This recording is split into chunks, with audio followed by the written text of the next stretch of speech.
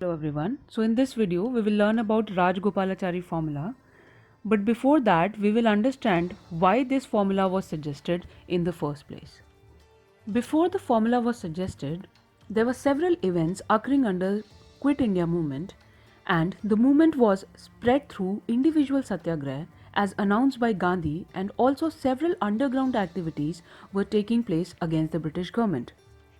There was an evident political unrest between the Congress and the Muslim League, who were desperately trying for a separate Pakistan. And to solve this ongoing political unrest between the two big organizations, C. Rajgopalachari, a veteran leader of Congress, prepared this formula in 1944. This formula was to solve the deadlock between the Congress and the League, and Gandhi supported this formula. According to the formula, Muslim League was to endorse the Congress demand for independence and League to cooperate with the Congress in forming a provincial government at the center. After the end of the war, the entire population of Muslim majority areas in the northwest and northeast India to decide by a plebiscite whether or not to form a separate sovereign state. The other conditions of the formula were: in case of acceptance of partition, agreement to be made jointly for safeguarding defense, commerce and communications. And the above terms are to be operative only if England transfer full power to India. But Jinnah objected to the formula and he wanted the Congress to accept the two-nation theory. Also, he opposed the idea of a common center and wanted only the Muslims of Northwest and Northeast to vote in the plebiscite and not the entire population.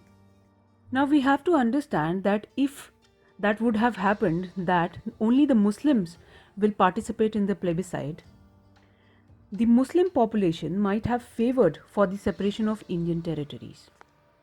The League showed no interest in the independence of the Indian Union as it was not in their interest. All they wanted was a separate nation despite getting cooperation from the Congress. Hindu leaders led by Veer Savarkar condemned the CR plan as they thought that they were favoring the Muslims more and Hindus were in danger. Then there was another pact, Desai Liaquat Pact, and this pact was another attempt for solving the constitutional crisis. Bullabhai Desai, the leader of Congress party in the Central Legislative Assembly, met Liaquat Ali Khan, the deputy leader of Muslim League.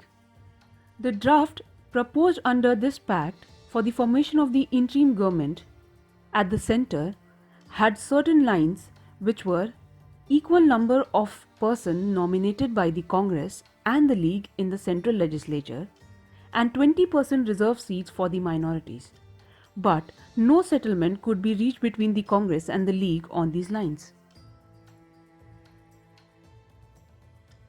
Although the war in Europe ended in 1945, but there was a constant Japanese threat to the Indian territories, and the conservative government in Britain, which was led by Churchill, was keen to reach a solution of the constitutional question in India.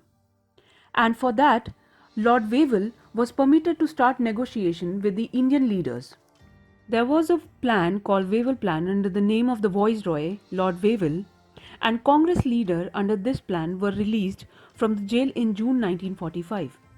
Also, the idea was to reconstruct the Governor General's Executive Council and preparation of a new constitution.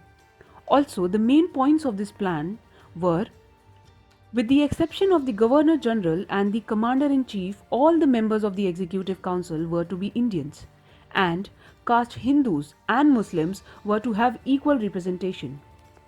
The other points of the plan were the reconstruction of the council and was to function as the interim government within the framework of Government of India Act 1935. Also, the Governor General was to exercise his veto on the advice of the ministers. The representatives of different parties were to be submitting a joint list to the Viceroy for nomination to the Executive Council. And lastly, possibilities were that kept open for the negotiation for a new constitution once the war was finally won. The Muslim League, after the plan was proposed, demanded greater majority as they feared that the other minorities, like the depressed classes, Christians and Sikhs, shared the same goal as the Congress, that is, Independent Indian Union, and this may not turn out in League's favour for a separate Pakistan.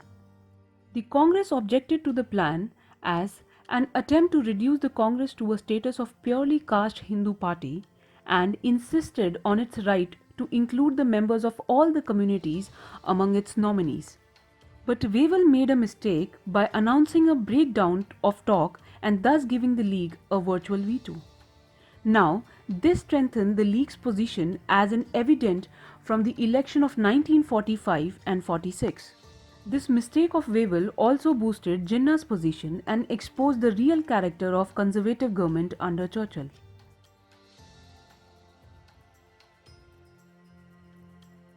Away from all this political stuff, Subhash Chandra Bose could not follow Gandhi's way, and Bose decided to go on his own way to fight for independence. In March 1940, Bose convened an anti-compromise conference at Ramgarh, which was a joint effort by the Forward Bloc of Bose and Kisan Sabha. Bose also met Hitler, and with the help of Hitler, the Freedom Army or the Mukti Sena was formed, which consisted of all the prisoners of war of Indian origin captured by Germany and Italy. At this time, he also gave his famous slogan Jai Hind from the Free India Center, Germany, and he began regular broadcast from the Berlin radio in January 1942, which also enthusiased the Indians towards the freedom movement. He was to take over the command of the Indian independence movement from Rajbihari Bose, who was a keen follower of Subhash Chandra Bose, and the second phase of Indian National Army began under his leadership. The original idea of Indian National Army was of Mohan Singh, and he decided to turn to the Japanese for the help. The Indian National Army was formed of Indian prisoners of war, and they were handed to Mohan Singh by the Japanese. Also, the Japanese till then encouraged the Indian civilians to form anti-British organization. By the end of 1942, 40,000 men were ready to join Indian National Army, and it was intended by the army that they would go into action only on the invitation of Indian National Congress and the people of India. They got a boost with the outbreak of Quit India movement, and the second phase began with the arrival of Subhash Bose in Singapore. The role of Rajbihari Bose in forming the Indian National Army is a prominent one, as he fled to Japan in 1915 following the failed revolutionary activities and made a lot of efforts in getting the Japanese interest in the Indian independence movement. A point to be noted here is that the organizational spade work done by Rajbihari Bose helped Subhash Chandra Bose to build the Indian National Army. There was a provincial government for Free India at Singapore, which was formed by Subhash Bose on October 21, 1943, and S.C. Chatterjee handling the finance portfolio, M.A. Iyer broadcasting, and Lakshmi Swaminathan the women department. The famous slogan of Bose, "Give me blood and I will give you freedom," was given in Malaya. Also, this provincial government declared war on Britain and the United States and was recognized by the Axis powers. The provincial government trained their recruits, and funds were collected for the Indian National Army, and also a women's regiment called the Rani Jhansi Regiment was formed within the army. On July 6, 1944, Subhash Bose addressed Mahatma Gandhi as Father of Nation from Azad Hind Radio, and Colonel Malik of Bahadur Group hoisted INA flag for the first time on the Indian territories in Manipur. On August 15, 1945, the surrender of Japan in the Second World War took place, and also Indian National Army surrendered.